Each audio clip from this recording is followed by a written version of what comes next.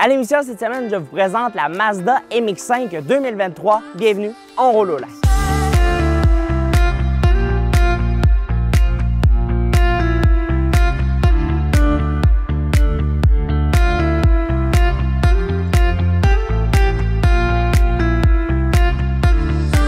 Alors cette semaine, j'ai décidé de mettre à l'essai la Mazda MX-5 2023. Vous allez vous demander pourquoi j'ai décidé de mettre ce véhicule-là à l'essai. Il y a deux raisons. Premièrement, la température était de mon côté. J'ai pu conduire une semaine complètement incroyable avec le toit baissé sur ce véhicule-là. Et la deuxième raison, c'est un véhicule qui m'a énormément été demandé. Pourquoi? C'est exactement pourquoi j'ai décidé d'essayer ce véhicule-là, pour savoir quelles étaient les sensations que l'on retrouve derrière le volant de ce véhicule-ci. Habituellement, je commence au terme du design, mais je vais tout de suite commencer par la motorisation que l'on retrouve sous le capot de ce véhicule-ci. Lorsqu'on parle de la motorisation, il n'y en a qu'une seule de disponible, qui est un 4 cylindres 2 litres atmosphérique qui développe 181 chevaux et 151 livres-pieds de couple. C'est seulement propulsé, donc on n'a pas de traction avant ou de traction intégrale. Et ça ajoute énormément de plaisir derrière le volant. On ajoute à ça une boîte automatique ou une boîte manuelle selon ce que vous allez préférer. Et petite anecdote, lorsque j'ai choisi de mettre à l'essai ce véhicule-là, on m'a offert deux versions, ce qui veut dire une version GT tout équipée, mais à boîte automatique, ou une version d'entrée de gamme, une version GS à boîte manuelle. Et c'est exactement ce que j'ai décidé de choisir avec la version manuelle, ce qui veut dire une version d'entrée de gamme. J'ai choisi un véhicule qui allait me procurer une certaine sensation lors des changements de vitesse plutôt qu'une boîte automatique qui m'intéresse un petit peu moins. Bon, maintenant que j'ai parlé des motorisations que l'on retrouve sous le capot, je vais parler tout de suite du design. On arrive avec des phares à l'avant qui sont assez longs, mais assez trapus dans l'ensemble. On a le logo Mazda, on a aussi les phares à brume de chaque côté du pare-choc et on retrouve la calandre à l'avant qui, lorsqu'on la regarde de profil, on a simplement l'impression d'avoir un petit sourire qui se situe au bas du pare-choc et ça, c'est exactement ce que l'on retrouve derrière le volant de ce véhicule-ci. Maintenant, si je continue au terme des lignes du véhicule, on a sur le capot quelque chose qui est assez élancé. On retrouve ici des lignes qui sont assez bombées, qui permettent aux ailes d'avoir l'air assez massives. On retrouve des jantes de 17 pouces et ça, peu importe la version que vous allez choisir. Que ce soit une version d'entrée de gamme ou une version tout équipée, ce sont des jantes de 17 pouces, mais qui diffèrent au terme du coloris que l'on retrouve sur ce véhicule. On retrouve aussi les clignotants qui se situent de chaque côté et dans l'ensemble, ça ressemble pas mal à ce que l'on peut retrouver sur le côté de ce véhicule-ci.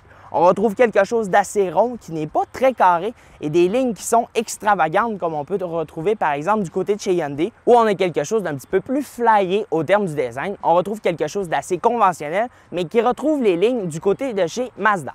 On a un total de 7 versions de la Mazda MX-5 qui inclut bien entendu ceux avec le toit rigide. Si je commence avec les versions conventionnelles avec le toit souple, on a la version GS que je conduis, la version GSP et la version GT qui est la version tout équipée et la version la plus populaire.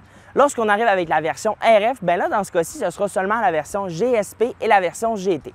Qu'est-ce qui diffère entre une version GSP et une version GT? Bien entendu, c'est les groupes d'options que l'on peut ajouter. On a le groupe d'options sport qui s'ajoute à la version GSP, qui change les jantes. On a les étriers de frein de couleur noire, les disques aussi qui sont différents et on ajoute quelques petits éléments comme les sièges à l'intérieur qui sont Recaro avec un petit peu d'Alcantara. Donc, ça vient changer un petit peu le design et c'est vraiment une version qui m'intéresse au terme du design, surtout avec les étriers de couleur rouge, qui vient ajouter un petit élément sportif à ce véhicule-ci. Mais dans l'ensemble, si on termine au terme du design, c'est ce que l'on retrouve sur la Mazda MX-5 et on se retrouve derrière dès maintenant. Maintenant, derrière la Mazda MX-5, qu'est-ce qu'on retrouve? On a premièrement l'inscription MX-5 et l'inscription Skyactiv qui se situe sous le logo Mazda. On a les feux aussi arrière qui sont ronds avec une petite ligne qui sont assez élancés comme on peut retrouver à l'avant. On a un système d'échappement au bas du pare-choc avec deux sorties qui ne sont pas les plus esthétiques de ce que l'on peut retrouver sur le marché, mais bien entendu, ils sont réels et ça, on en retrouve de moins en moins.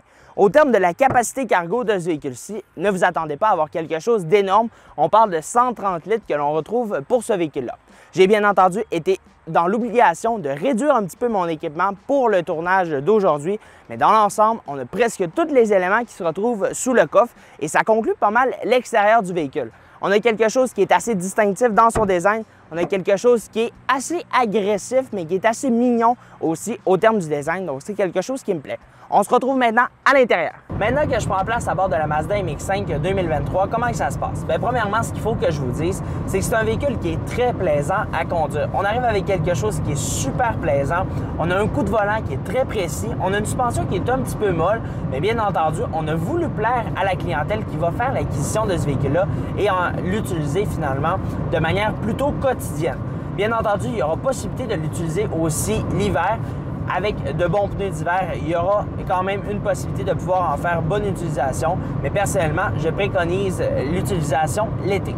On arrive avec quelque chose qui est relativement bien fini. Lorsqu'on prend une version GS, qui veut dire une version d'entrée de gamme, on ne s'attend pas à avoir le NIC Plus Ultra au terme de la qualité intérieure et des matériaux. On a énormément de plastique, comme je l'ai mentionné lors de mon tour intérieur. Mais lorsqu'on arrive avec une version GT, là, on peut avoir beaucoup de différences au terme du tableau de bord. On arrive avec de différents matériaux. On a aussi la couleur des sièges qui sera différente selon la version que vous allez choisir. On aura le noir, le blanc et on aura le terracotta, qui est un genre de brun café que j'adore dans les produits Mazda. Donc, dans l'ensemble, c'est un véhicule qui va très bien. On a une puissance qui est très bien dans l'ensemble. On a 181 chevaux, 151 livres-pieds de couple, qui fait l'usage quotidien qu'on a besoin avec ce véhicule-là. On n'a pas besoin nécessairement d'avoir plus, on n'a pas besoin d'avoir moins. On aimerait quand même avoir un petit peu plus de puissance sous le pied droit, mais je peux vous dire certainement qu'avec la boîte manuelle, il y aura possibilité d'avoir un maximum de plaisir à bord de ce véhicule-ci. Il me reste quand même quelques petits points à vous mentionner. Je n'ai pas parlé d'échelle de prix depuis le début et je voulais conserver ça jusqu'à la fin. Au terme de l'échelle de prix que l'on retrouve pour la version conventionnelle avec le toit souple, on parle d'une échelle de prix qui démarre à 33 900 $ excluant les frais de transport préparation et qui va jusqu'à 41 000 $ avec la version GT, ce qui veut dire une version tout équipée.